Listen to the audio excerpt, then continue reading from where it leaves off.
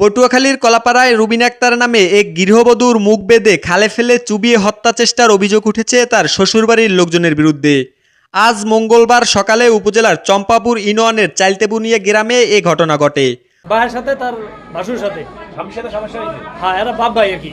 কিন্তু এই বিষয়টা তাহলে ফন্দেশ বা তাহলে বলছি তাহলে এটা আমরা নিজের মিসল করছি মনে। কিন্তু রাত্রে আমার বইনে সিঁড়ি খাইতে উঠছে টিউবওয়েল কাছে উঁচু করতে। ওই জায়গায় বসে আমার বইনের মুখ দিয়ে আমরা শুনছি। ওই জায়গায় বসে তারে নাকি গামছা দিয়ে মুখ বেঁধে লাতি লতি মারিয়ে তারে বলো তাদের বাড়ির সামনে একটা খালা আছে বড়, ওটার মধ্যে তারে ফালাই থুয়েছে। ফালাই দিনের পর আমার বোনাই 5টা বাজে আমার ফোন দিয়েছে যে তোর বোনের পাইনি, তোর বোন কি তোর বাড়ি গেছে? আমি আমাকে দিকে নাই কয় তাই গেছে কই আমি ভালো করে বিছিয়া পরে বিছিতে হঠাৎ এক মহিলা শিখিয়েছে যে খালের মধ্যে লাশ।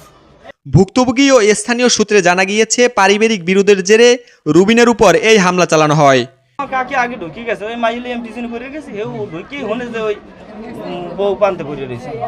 এইবার হেউ দৌড়েই গেছে কি আমি তো মাইয়ে তুই দৌড় দিতেই না, আমি মাইয়ে একা বলে লই এইবার দৌড়তে গেছি। গাই দিয়ে দুইজনে টানাটানি করে উঠোনের লেগে আমার এই কাকি আর আর ওই নতুন বাড়ি থেকে আবার আমার এক চাষি এসেছে, দুইজনে টানাটানি করে উঠোনের লেগে। বলমার বউ তুই একটু ধর, বউ বাচ্চা আছে না মুরগি আছে, মানুষজন যাইতেই হ্যাঁ কিন্তু কেউ ধরে নেই। ধরছে খালি ওই দুইজনে আর আমি নামে আমার বউ আমি টাইনে টেনে উঠেছি। আজ ভোরে সেহরি খেয়ে নামাজের জন্য অজু করতে ঘরের বাইরে বের হলে 4-5 জন মিলে তার মুখ বেঁধে জোরপূর্বক তুলে নিয়ে যায়। এরপর পাশের একটি খালে ফেলে তাকে চুবিয়ে মারার চেষ্টা করা হয়। পরে অচেতন অবস্থায় উদ্ধার করে তাকে কলাপাড়া হাসপাতালে ভর্তি করেন তার স্বামী ও বাবার বাড়ির লোকজন। তারপর হুমকি দেয় আমার স্বামীর ফোন করবে, আমি সব করি।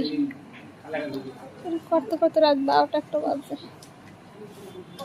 3টে বাজে উঠছি, একটু করে নামাজ পড়ো কল করে গেছি। স্কুল আসতে মুখ প্রান্তরে করেছে,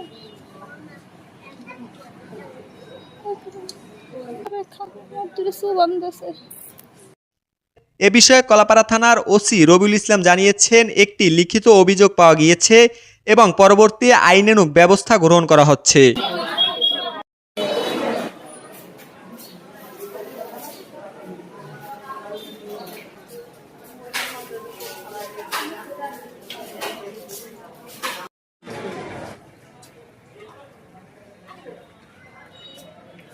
ফোন দে, ইমরানের একটা ফোন দে।